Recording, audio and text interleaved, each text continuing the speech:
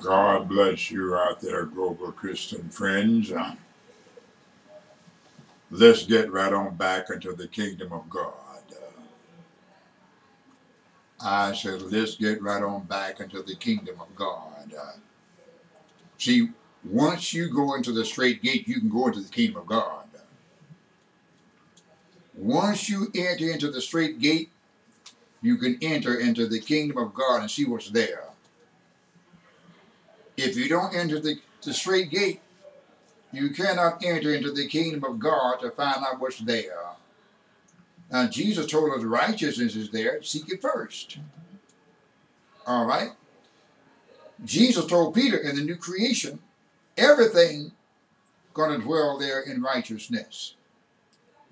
But here, you pastors out there and wonder, I know what Jesus said about the apostles, you shall sit upon 12 thrones, judging the 12 tribes of Israel. But what about Abraham, Isaac, and Jacob, and the prophets? We got it for the apostles, but we don't have it for them. Now you do. You have it now. And the same one that gave it to you about the apostles is given to you also about Abraham, Isaac, Jacob, and all. It did say some of the prophets. Let me go back and read that again. He said, ALLTHEPROPHETS. All the prophets. Major and minor. Little and small. In the kingdom of God. All right? And you need to understand this statement. I want to say one thing. The Bible says that God has provided some better things. And this is one of those better things that God has provided. To be able to see Abraham, Isaac, and Jacob, and all the prophets in the kingdom of God. See, their works were not lost. I mean, when you look at Abraham, Isaac, Jacob, and all the prophets, going back to the time of Abraham in Genesis, and coming all the way up to all the prophets, up to Malachi, that's a long stretch, isn't it? From Genesis around about the 12th chapter, somewhere thereabout, down to Malachi, about 40 years before the time of Christ. That's a long stretch. But it includes Abraham, Isaac, and Jacob, and all the prophets. Beyond that, we see the apostles in the kingdom. But we need to understand this kind of knowledge which we don't understand. We need to teach this knowledge. You need to stop teaching going through out there. You need to stop teaching nobody's perfect. All right? Stop teaching nobody is perfect. You're not going to go into God's kingdom unless you're perfect, period. All right? I'm perfect, be perfect. I'm holy, be holy. I'm sanctified, be sanctified. I'm straight, you straight. All right? I'm righteous, you righteous. All right? I go up, you go up. I go in, you go in. I come out, you don't come out until I tell you. Because we do as we hear him teach. What a great revival there is in the kingdom of God with all the prophets. In other words, Isaiah is there. Samuel is there. Ezekiel is there. David is there. Nathan is there. Habakkuk is there. Amos is there. Nahum is there. Zacharias is there.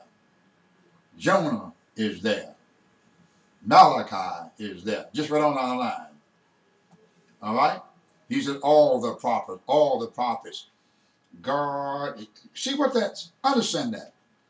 These were workers that heard and obeyed God, and we see the results of their rewards. They have been rewarded to be let into the kingdom of God because of their works and because of their hearing and because they obeyed God, they understood God, and God rewarded them by letting them reside in his kingdom like the apostle in the kingdom of Jesus. So everything that the Father, good in the kingdom. The Son, good in the kingdom. All right? And the same thing applied about you as well. All right? Whosoever will, let him come. That's why Jesus said, strive to enter in at the straight gate. If you don't enter into the straight gate, you're not going to know what's beyond the straight gate. All right? You're not going to know what's in the kingdom of God until after you've entered into the straight gate. Because outside your iniquity, workers of iniquity, you can't get there. You have your own excuses. You have your own agenda. All right? And you yourself thrust out. Verse 29, 13-29. And they shall come, watch this now, watch this, watch this. And they shall come from the east, and from the west, and from the north, and from the south. Watch this. And shall sit down in the kingdom of God. Think about that statement.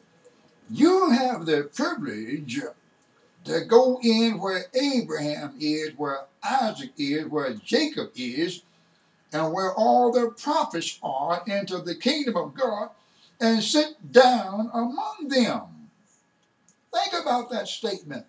Sit down among the patriarchs, and sit down with Isaiah and Daniel and Nathan and Habakkuk and Nahum, Jeremiah. All right? You have the privilege to come from the north, the south, the east, and the west to sit down. I want to make sure that word is right. I want to read that again. Verse 29, 13:29. And they shall come from the east, and from the west, and from the north, and from the south, and shall S-I-T-D-O-W-N,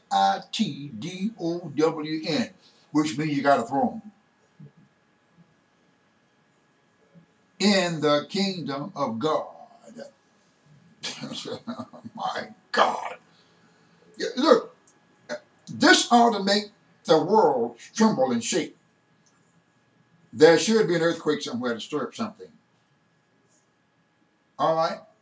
Our kingdom of our throne is offered to you in the kingdom of God among the patriarchs and all the prophets. Think about this. This is knowledge you need to know and understand. This ain't about no going through all that other kind of stuff. You see the difference here?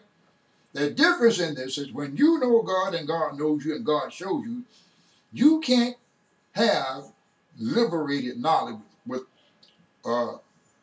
bound up mind. It'll never happen that way. You cannot have liberated knowledge and you're bound up in all the bondage and twisted and knotted up. Can't happen. You know, you shall come from the east, west, north, and south, which means nothing from the east, west, north, or south stop them from reaching their throne. Where? In the kingdom of God. Among who? The patriarchs. Who else? All the prophets.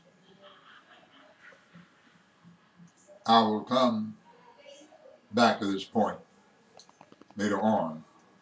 God bless you, global Christian friends, pastors, saints, churches in America.